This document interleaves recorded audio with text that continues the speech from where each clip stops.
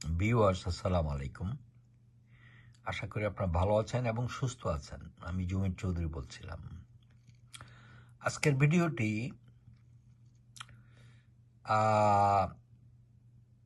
একটা খুবই চিন্তার কারণ। এই প্রথম বাংলাদেশের নাম পরিবর্তনের প্রস্তাব দেয়া হয়েছে।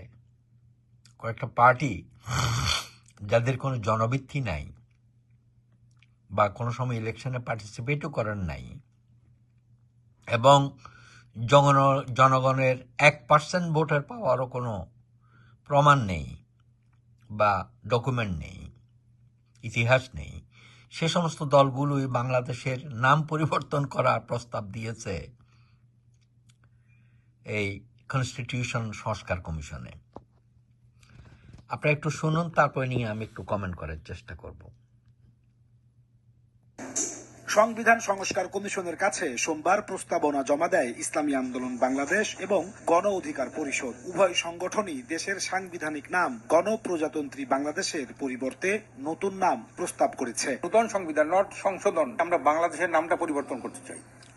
বাংলাদেশ হবে বাংলাদেশ কল্যাণ রাষ্ট্র, যাতে কোনো ব্যক্তি এই নামটা দেখে কোনো অকল্যাণ করার চিন্তা না করতে পারে। এই রাষ্ট্রের নাম হবে গণতান্ত্রিক বাংলাদেশ, গণপ্রজাতন্ত্রী বাংলাদেশ নয়। সংবিধান থেকে প্রজাতন্ত্র শব্দটি বাদ দিতে হবে।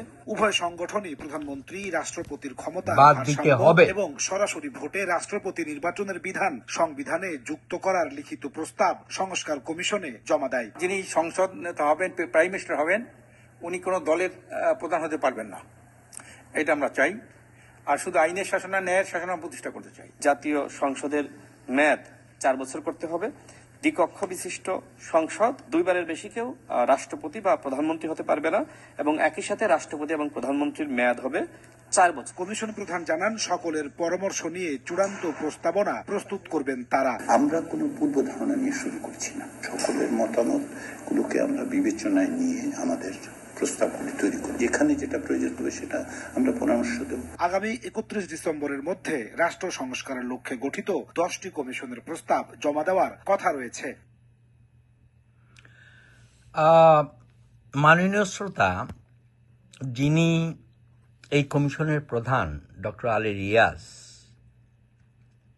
তিনি কিন্তু বাংলাদেশের জন্মসূত্রে বাংলাদেশের সিটিজেন, ঠিক আছে, উনি কিন্তু আমেরিকান সিটিজেন এবং ইলিনয় স্টেট ইউনিভার্সিটির উনি প্রফেসর, দীর্ঘদিন ধরে ওখানে শিক্ষকতা করছেন।